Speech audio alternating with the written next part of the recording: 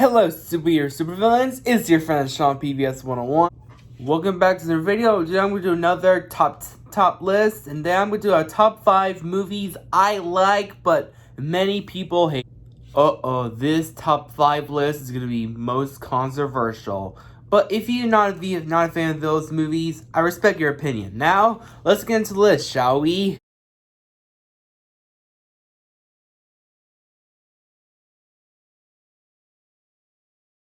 Coming at number 5, I have the Minions movie. Wow, what a pretty fun movie. I think Minions is not that bad, which I absolutely have fun with this film. Well, this movie is not the best film out of the Despicable Me movies, but it's a pretty decent movie. I think the story was pretty alright. And the characters, well, some of the characters I like. I think Kevin, Bob, and Stuart are pretty good. I think Kevin, Stuart, and Bob are kind of similar to the three girls from the Despicable Me movie, because the three minions are like the three girls of it. Like Kevin is Margot, Stuart is Edith, and Bob is Agnes. Yeah, I got some three girls vibe. And the villain, Mrs. Scarlet Overkill, the villain of the movie, which, to be honest, I love her. She's a pretty well villain, but she wasn't a great level as Gru, because I did not dislike Scarlet Overkill, but I slightly prefer Gru than Scarlet Overkill, because Gru is a much better villain, main character, great Bond villain than Ms. Overkill. Perfect, well, has some tiny issues, like the plot convenience when the three minions are going to the plot convenience in England is kind of small, pointless. I don't hate this movie. I have one issue, is the plot convenience. Well, I'm not a fan of the plot convenience, because the plot convenience are way too much in the movie. Hopefully the sequel doesn't have too much of it. Yeah, that's my only one problem. My favorite part of the movie has to be the ending when Gru stole the crown from Scarlet Overkill. That was a fantastic part of the whole entire movie, yeah. Overall, this movie was pretty fun. Yeah, I'm gonna review the first Minions movie before I go see the sequel, which I'm reviewing all the Despicable Me movies with the new release Minions 2, The Rise of Gru. How fun is that? Yeah, Minions movie is at number 5.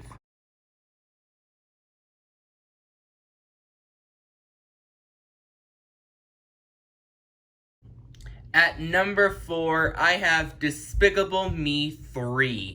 Wow, what a fantastic movie, because I absolutely like this movie more than Minions, because I do love the relationship with Gru and Drew works, because I love this movie because I love Gru. Gru is such a fantastic character in the Despicable Me franchise, because I really absolutely love Gru and Drew relationship. I thought it was perfect because I love Gru. Gru's fantastic, and Drew is such a fantastic and awesome character, which I love Drew so much because he's so funny, likable, and hilarious. Don't hurt me, Inside of 2001. I respect your opinion. Yeah, I love this movie so much. If you're not a fan of this movie, like I know many YouTubers not a fan of Despicable Me 3, like Lambrox call this movie mediocre, which is a fun Lambrox. Yeah, I enjoy this movie. I know some of the YouTubers not a fan of this movie, like Lambrox Strikes Back here, who called this movie mediocre. And Inside of Fans 2001 hate this movie with a burning passion because he is not a fan of Drew. He think Drew is annoying. I respect these guys' opinion, which I just love this movie. That's why I just went with you at number 4.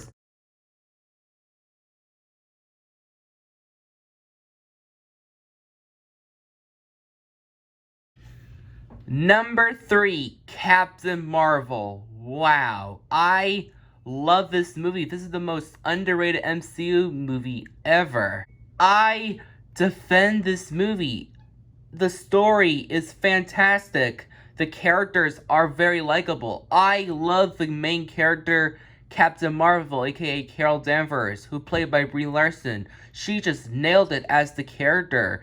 Nick Fury was amazing. I love Carol Danvers and Nick Fury's relationship. I thought it was amazing. The Skrulls are fantastic villains.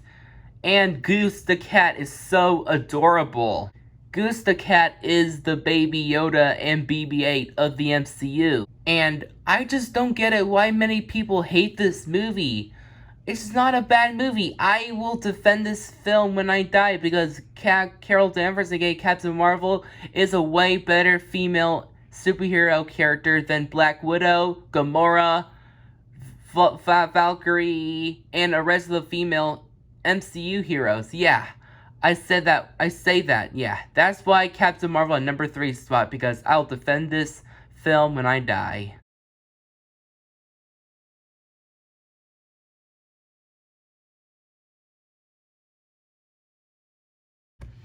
At number 2, I have Star Wars The Last Jedi. Wow, what a most underrated movie of 2017. Like, honestly, I just love The Last Jedi, which this is the most underrated Star Wars movie ever. I'll get to that number 1 later. Man, this is a very underrated movie, which I just don't get why the hell the Star Wars fans calling this the worst Star Wars movie.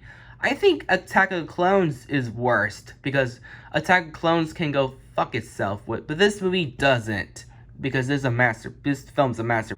I love this movie. I love the characters. I love Rey. I love Kylo Ren. I love Princess Leia. I love all the characters. They're fantastic. The visual effects are just mind-blowing. Better than the first 2 prequels. The action scenes are amazing. And the character Luke Skywalker just nailed it. I just love Luke Skywalker in this movie because Mark Hamill just nailed it as Luke Skywalker.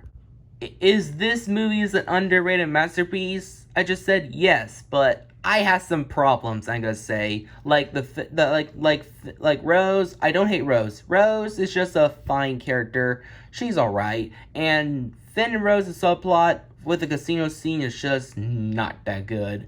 And DJ is such a very bland character.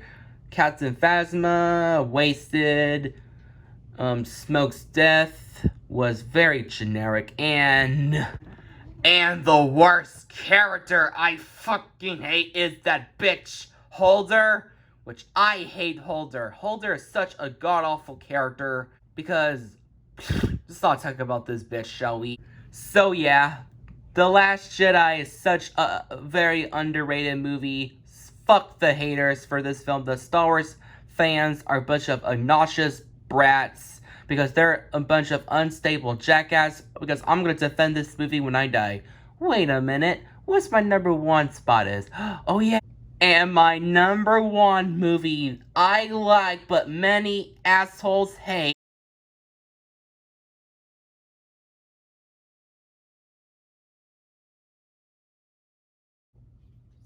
Star Wars Episode 9, The Rise of Skywalker.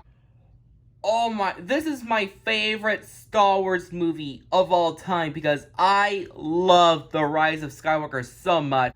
Because this movie is very, very underrated, because I absolutely love The Rise of Skywalker, because this movie fixed, because the director J.J. Abrams, who directed The Force Awakens, come back to Episode 9, fix the problems with The Last Jedi Rian Johnson failed to do. Because J.J. Abrams fixed this movie, because because the director made this film perfect, because the story for this film is fantastic, because Emperor Palpatine is back in this film perfectly. The action scenes were awesome. The CGI, some of the very extremely best the best CGI, all of them. The characters are very likable. I love all the characters. Rey and Kylo Ren relationship is very awesome. The villain Emperor Palpatine is, I gotta say, Emperor Palpatine in this movie is fantastic. I love Emperor Palpatine in this movie. Eric Madurin should be proud of himself. I absolutely love Emperor Palpatine. He's a great villain, and you might love him in this movie than Return of the Jedi Revenge of the Sith. How awesome is that? The climax is some of the best climax I've seen in the Star Wars movie. Like, I just love Rey versus Palpatine. It is some of the best climax fights in the franchise when Palpatine says, I am the Sith, and Rey says, I am all Jedi. How awesome is that? Sorry about the Sonic Endgame ripoff. But yeah, the ending, this film just ends this film on a high note because this is the very ending to the brand new trilogy, which is perfect, beyond perfect. And I don't give a fuck why many people hate this film with a passion.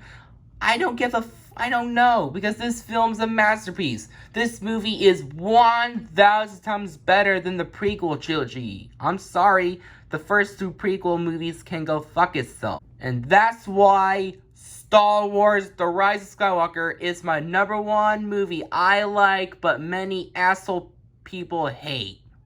Wow, what an awesome list I made. Hopefully many people don't come at my office and don't throw fireballs at me. It's just my opinion. If you hate those films, I respect your opinion. Well, subscribe to my channel, look at this movie, I'll see you next time we get totally wicked.